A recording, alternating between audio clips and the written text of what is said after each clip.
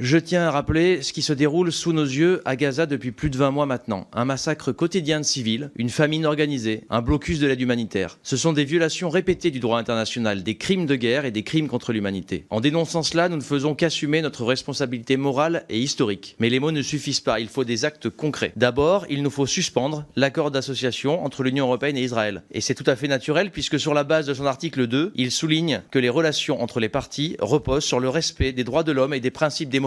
Autant dire qu'aujourd'hui, manifestement, ces principes sont bafoués par Israël, dirigé par Benjamin Netanyahou. Ensuite, il nous faut adopter des sanctions, à l'image de celles que nous avons prises envers la Russie. En priorité, commencer par un embargo sur les armes européennes, mais aussi mettre en place des sanctions économiques. Nous enverrons ainsi un message au monde. Il ne doit pas y avoir de pays plus égaux que les autres. Toutes les vies humaines se valent, et quand un pays viole le droit international, il est normal qu'il soit sanctionné. Au contraire, actuellement, le deux poids deux mesures, le droit à géométrie variable mine le fondement du droit international. Qu'est-ce qu'un droit à géométrie variable, sinon une absence de droit? Lorsqu'on tolère la loi du plus fort, de la violence, on sort du droit, sans lequel aucune liberté n'est possible. C'est pourquoi le groupe écologiste soutiendra ces deux propositions de résolution.